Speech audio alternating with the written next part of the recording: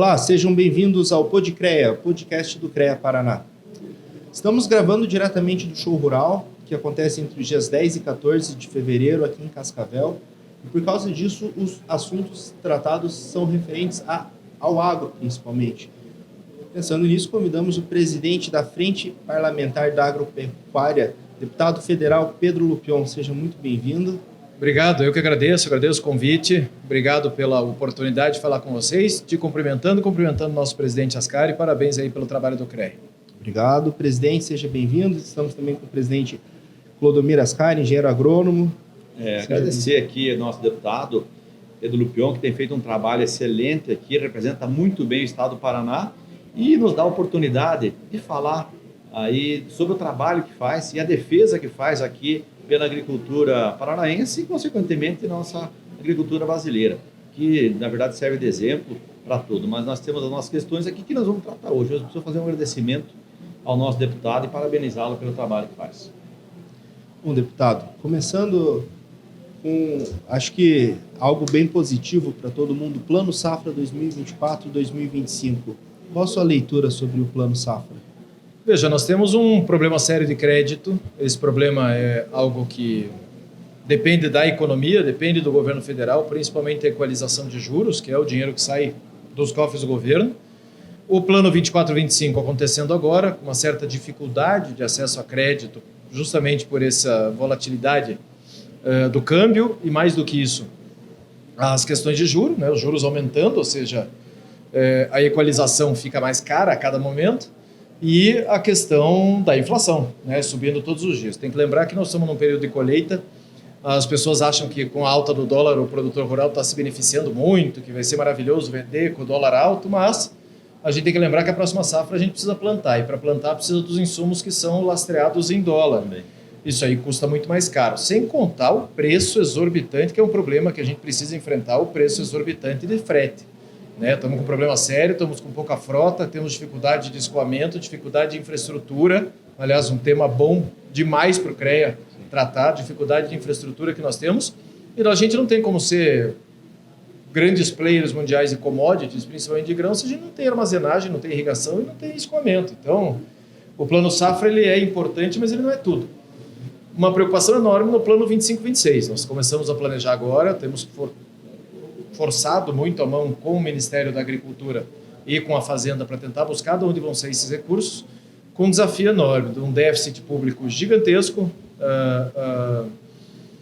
o maior que nós já tivemos na série histórica, subiu só em 2023, 2024, 12,3%, se eu não me engano, o déficit das contas públicas, e a dívida pública brasileira foi a 3 trilhões e algo. Então é algo que a gente precisa conseguir encontrar de onde vai ter espaço fiscal para fazer um plano safra que vai custar caro. Vai custar caro proporcional ao tamanho da nossa produção agropecuária. O que precisa é que o produtor consiga ir no banco e consiga acessar dinheiro mais barato para poder fomentar a produção agropecuária. Não só a produção, mas fomentar a compra de equipamento, importante aqui para o Show Rural, por exemplo, poder melhorar as suas áreas, fazer investimentos em infraestrutura, como, por exemplo, armazenagem, irrigação, não ficar dependendo só das intempéries climáticas. Isso tudo demanda bastante dinheiro que hoje não tem, sem contar que banco nenhum corre risco, né? Então, não tem seguro, não tem dinheiro do Proagro, 40% de corte no Proagro, e a gente precisa buscar também de onde vai ser esse dinheiro de seguro para dar segurança para os bancos, né? Uma segurança fiscal, uma garantia para essas operações financeiras. Então, temos um cenário turbulento aí pela frente. E o que a Frente Parlamentar está fazendo para lidar com esse cenário? Veja, o nosso papel é político, né? A gente tem que buscar alternativas, ajudar, apesar de fazer um papel de fiscalização, de muitas vezes oposição ao governo, até por questões ideológicas, nesse momento a gente precisa ajudar a encontrar um caminho, ajudar a encontrar uma solução. Conversando com os bancos, tive há pouco reunião lá com o Bradesco, tivemos com o Santander, o Sicredi, os bancos cooperativos, participando fortemente dessa discussão, para a gente conseguir encontrar alternativas da onde nós vamos buscar os recursos para fomentar uma safra que vai ser, pelo que está demonstrando a meteorologia e a tendência, vai ser uma safra histórica, que a gente precisa pagar a conta. Né? Nós estamos falando lá, Rio Grande do Sul, 4 safras de defasagem e agora, pasmem, depois daquela chuvarada, está enfrentando um problema de seca seríssimo. Mato Grosso do Sul, seca na colheita da soja agora. Nós aqui, norte do Paraná, por exemplo, colheita de milho, principalmente o pessoal que usa milho para proteína, milho para silagem e tal, não está conseguindo colher porque não para de chover. Então, são temas aí que a gente precisa estar muito preparado e a FPA, nossa Frente Parlamentar, tem o papel de tentar ajudar o governo de alguma maneira, os bancos do governo, mas principalmente o setor produtivo, a encontrar um caminho para a gente conseguir acessar. Não tem como ficar dependendo de governo para financiar a safra. Não dá. A gente tem que ter alternativas, como nós fizemos a lei do Agro 1, a lei do Agro 2, os títulos do agronegócio e agora a questão dos fiagros, que, para nossa surpresa, o governo vetou a tributação dos fiagros. Então, hoje são mais de 2 milhões de cotistas nos fundos imobiliários e nos fundos de investimentos do agronegócio, que é uma alternativa de financiamento da safra e que nós vamos ter que enfrentar ainda uma sessão do Congresso para derrubar os vetos do governo. É uma situação que precisa de cuidado agora na tratativa. Não, sem dúvida. Muito cuidado, muita canja de galinha e paciência. Presidente, como agricultor, como você vê essa situação? Eu acompanhava aqui a fala, né, do nosso deputado e essa é a saga do agricultor, né? Sou agricultor há mais de 30 anos, engenheiro agrônomo, presidente do CREA, e ele resumiu bem. Nós vivemos de altos e baixos, né? Em momentos a gente colhe bem, vende bem, tem momentos que não colhe tão bem, e é uma insegurança, né? E especialmente essa questão de juros, né? Da equalização, porque todo mundo sabe que 20% do depósito em conta corrente é o valor que está lá no agro. O que precisa anualmente é fazer essa equalização, que é o grande gargalo. E aí uma feira como essa, às vezes os negócios acontecem aqui, sai o pedido, mas isso vai se desenrolar lá para setembro e alguns não conseguem, ou negocia com o juro aqui do Pronamp de 8%, vira 12%. Essa situação que dificulta para todos, né? Para o agricultor, para as empresas, né? Porque você não tem uma estabilidade. Então, por isso que é importante esse trabalho que a Frente FPA faz para poder minimizar, como bem disse o deputado, é um trabalho político, mas que também, deputado, você pode contar, porque nós hoje contamos no Brasil com 130 mil engenheiros agrônomos, especialistas nas todas as áreas do agro, da área da economia, da área de técnica, enfim. E a gente está aí para a disposição, para compor aí alguma comissão, para poder fazer um estudo, para poder apoiar. Eu acho que nesse momento que a gente pode fazer isso, porque é desafiador, mas também eu vejo com muita, assim, uma visão muito positiva por conta do que eu conheço da agronomia e da agricultura nossa. A força que tem, ver essas cooperativas aqui no nosso estado, né? Olha, não tem como você andar numa feira como essa que está acontecendo aqui e não estar motivado. Até colegas que nos visitam aqui, que são engenheiros, que não são civis, mecânicos, eu fico olhando para eles, que eles têm vontade de comprar a máquina, mesmo não sabendo nem para que serve, de tão assim, animador que é. Agora, tem toda essa situação, né? A gente precisa cuidar, e por isso que tem, né? A gente tem que agradecer e parabenizar quem se dispõe a fazer uma defesa como essa, porque a gente sabe que existem saídas técnicas, mas a decisão final ela é política, não tem outra saída. E por isso que eu falo para os nossos colegas, muitas vezes alguns colegas e próprios agricultores reclamam, mas a política, não. Gente, a política é extremamente importante. É aí que acontecem as decisões.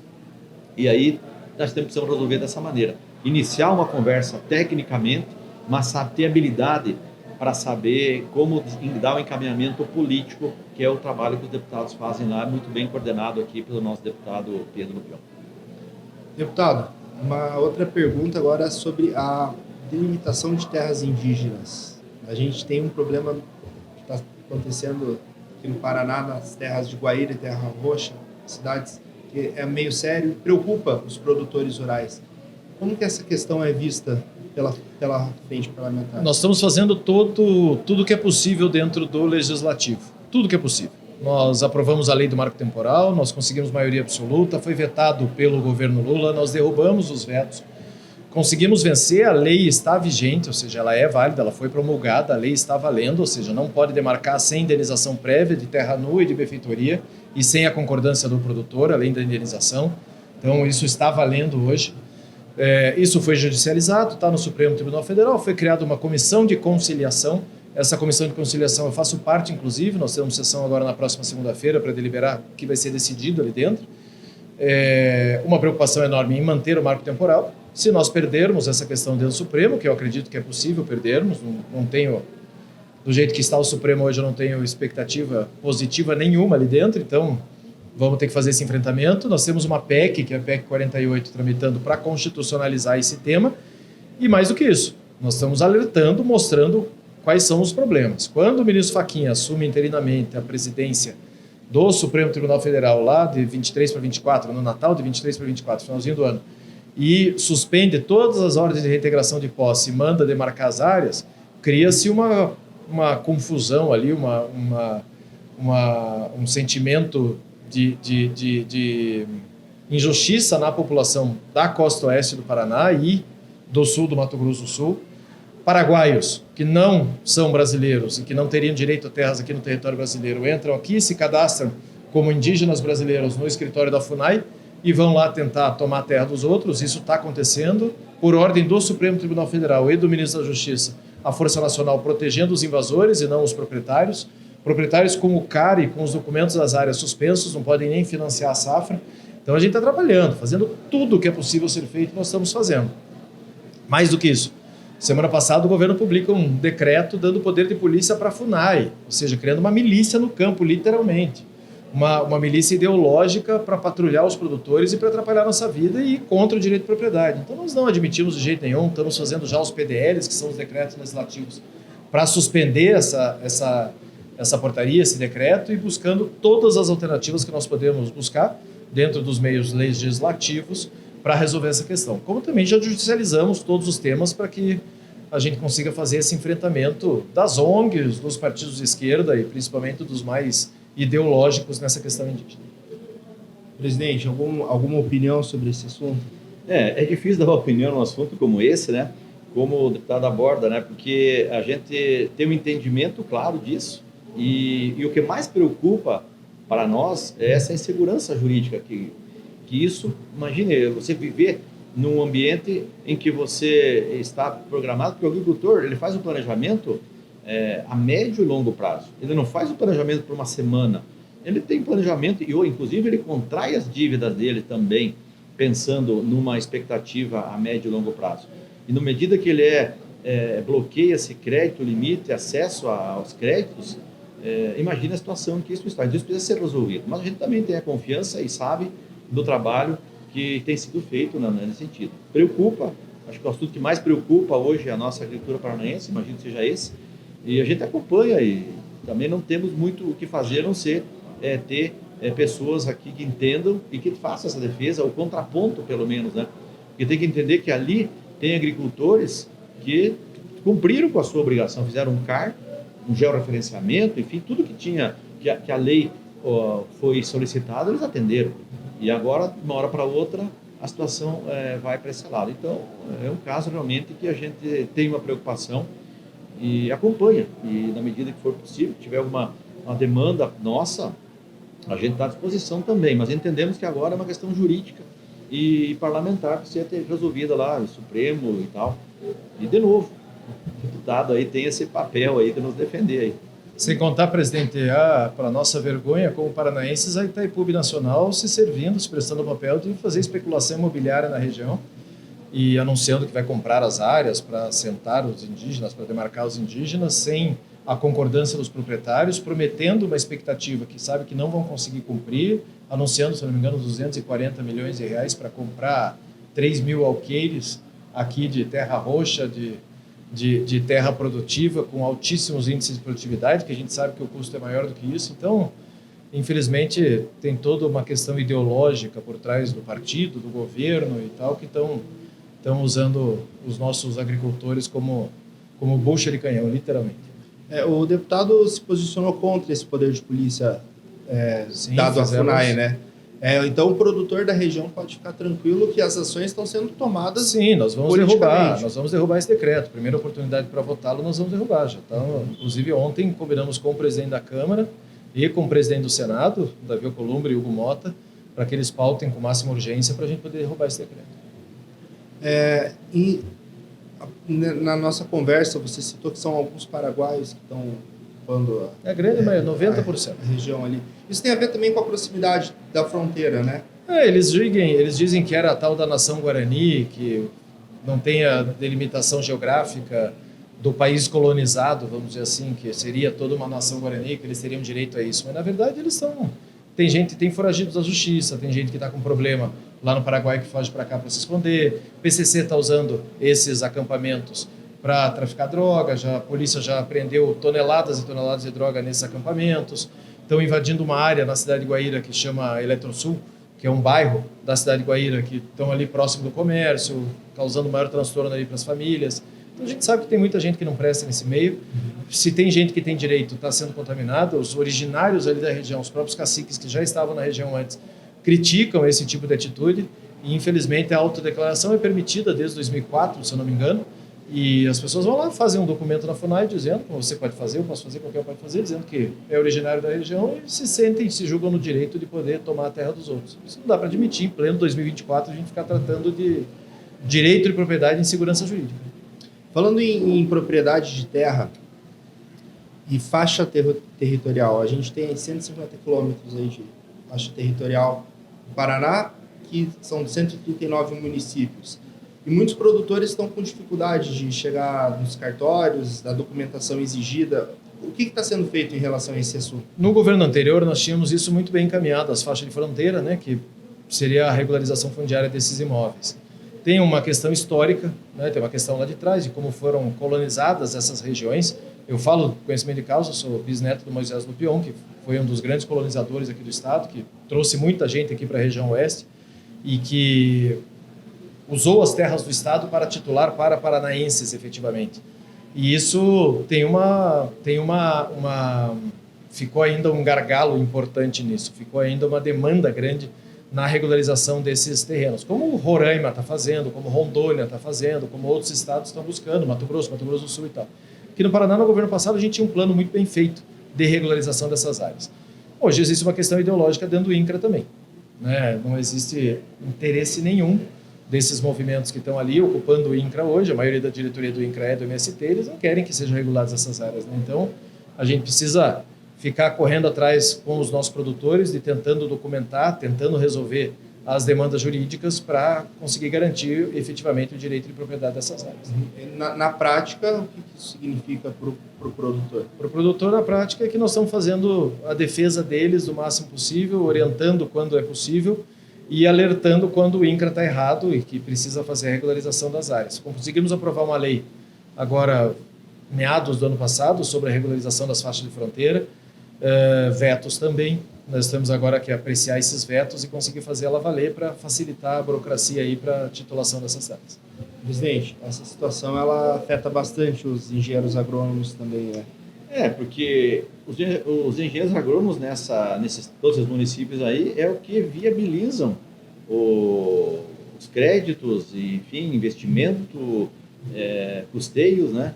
E sem uma documentação você não consegue encaminhar.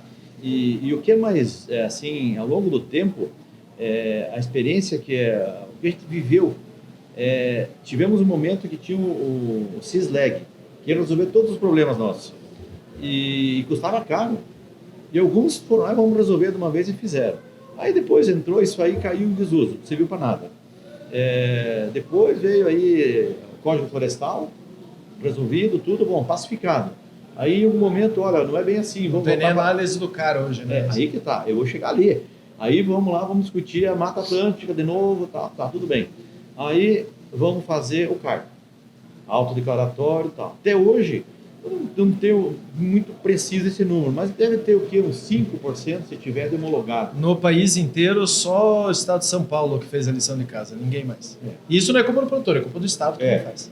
Exatamente, nós temos uma situação aqui, tenho conversado com o estado também aqui, porque o CAR é a base, inclusive nós estamos perdendo milhões e milhões aí por ano por conta de que haveria um valor menor de juro, acesso a juros menores, se o CAR tivesse homologado. Também não tem avançado. O governo tem se envolvido, parece que agora tem uma outra solução e estão tentando encaminhar. Então, aí depois disso veio, no meio dessa história veio também o georreferenciamento. Também, mas que, enfim, se faz tudo isso, mas em algum momento cai a lei que não serve mais. Então, para o engenheiro agrônomo é difícil porque Não tem previsibilidade. Não tem previsibilidade. Eu tenho colegas, deputado, que comprou todo o equipamento para fazer um georreferenciamento de qualidade, mas não está sendo cumprido o prazo. E agora está lá, o pessoal não conseguiu nem pagar os equipamentos, porque o diretor falou assim, para que fazer isso aqui? Você acha que vai dar certo? Não deu certo o CAR, não deu certo o CISLEG e não vai dar certo o georreferenciamento. Quer dizer, você começa a construir uma história de que as coisas não dão certo. Isso é ruim para nós. A gente queria com essa segurança de que as coisas vão dar certo. Nesse sentido, é isso que preocupa os engenheiros agrônomos, porque nós também não podemos garantir para ele que ele vai, e não é barato. O georreferenciamento hoje de uma propriedade aí, só a questão de cartório, de uma área aí de uns 100 hectares, é algo em torno de, depende de quantas matrículas está envolvida, mas não é menos de 80 a 100 mil reais. O agricultor fazer isso na incerteza é difícil, por isso que a coisa não avança. Né? Isso que é o problema. Deputado, mais alguma ação da frente parlamentar que você gostaria de destacar aqui? Veja, nós estamos trabalhando com o objetivo da frente. A frente só existe para defender os interesses dos produtores rurais do Brasil, né? Do setor produtivo. Nosso papel é defender qualquer tipo de retrocesso, proteger os interesses dos nossos produtores e buscar soluções. Fazer com que a política não cause isso que o presidente acabou de falar. Né? Que a gente lá dentro do Congresso não atrapalhe, não fique criando entraves, não fique criando burocracia. Somos a maior frente do Congresso Nacional, somos em 350 membros, entre deputados e senadores. Fui reeleito agora para presidir por mais 2 anos, ou seja, temos um grande trabalho aí pela frente, resolvendo licenciamento ambiental, regularização fundiária, legislação ambiental, que nós temos a mais forte, mais restritiva, mais impositiva do mundo, e mesmo assim somos criticados por narrativas absurdas que vêm lá de fora. Mesmo assim, com gargalo logístico, gargalo trabalhista, que nós não encontramos hoje mão de obra para trabalhar nas lavouras, não tem, porque 54% da população economicamente ativa do Brasil está no Bolsa Família, ou seja, não consegue, não tem como contratar essa pessoa. Fizemos uma lei agora dos safristas para garantir que o que tem Bolsa Família possa também trabalhar numa lavoura, porque senão a gente não consegue mão de obra para colheita de frutas, principalmente. Então, assim, são muitos temas que a gente está enfrentando, que a gente está trabalhando, como uma nova lei de seguro, como a questão de crédito, como a questão do enfrentamento de narrativas, e mesmo com tudo isso, com esses gargalos, com esses problemas, com essas demandas todas que nós temos, nós representamos 1/3 do nosso PIB, nós geramos mais de 30% dos empregos, nós somos mais de 52% das exportações e vendemos para mais de 190 países com uma competitividade que os outros não têm. Essa gritaria toda dos europeus quanto à produção agropecuária do Brasil é porque o nosso produto chega lá muito mais barato que o deles e com melhor qualidade. Então, sem os subsídios que eles recebem, em média de 15% de subsídio. Então, é um desafio gigantesco de um país continental que tem características regionais enormes, com uma legislação extremamente complexa, com a política brasileira, que todo mundo conhece, que atrapalha muito o dia a dia de quem quer empreender, mas nós estamos lá justamente para garantir que a coisa continue funcionando. Eu acho que dessa fala aqui do deputado é algo que eu já ouvi vários debates da possibilidade. A gente entende que tem a pobreza, que tem, né, o pessoal assim, menos favorecido.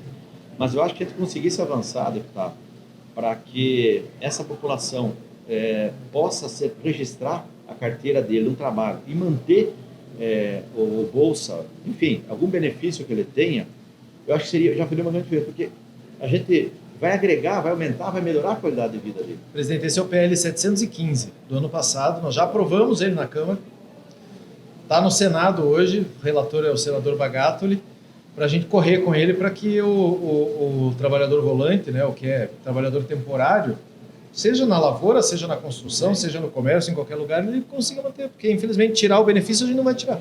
Não tem como tirar o benefício da população. Hoje está intrínseco isso, né? Então, mesmo a gente que estava no governo de direita anterior, aumentaram ainda o benefício, porque teve toda a questão de pandemia, todos aqueles problemas. A origem do Bolsa, a origem da transferência de renda era para atender critérios em que ele estava lá na fila do desemprego, ele estava se qualificando, os filhos estavam na escola. Hoje não é mais isso. Hoje todo mundo recebe. Então, é um problema que não tem mais como ser retirado, né? Então, esse auxílio do governo vai continuar existindo. A gente precisa garantir que essa pessoa consiga ser economicamente ativa, não informal, que ela possa estar registrada, que ela possa trabalhar. Porque se não registrar, se o produtor rural não registrar, o que vai acontecer? Vai o Ministério do Trabalho, vai o Ministério Público, trabalho escravo, problema e tal. Então, O produtor também tem que se salvaguardar. Esses dias, exemplo claríssimo, tive num grande hipermercado em Curitiba, fazendo compra com a minha família, 90% dos funcionários venezuelanos. Sim. 90%. Por quê? Porque eles participaram daquela operação acolhida lá em cima, entraram muitos venezuelanos no território brasileiro, eles trabalham, eles aceitam o salário mínimo, eles trabalham com tranquilidade, eles não recebem auxílio do governo, então esses estão ocupando os postos de trabalho que deveria ser da população brasileira, mas que também não quer abrir mão desse benefício. Então, essa questão dos safristas, pelo menos no agro, nós estamos trabalhando bem para conseguir resolver isso, deve ser aprovado já no Senado.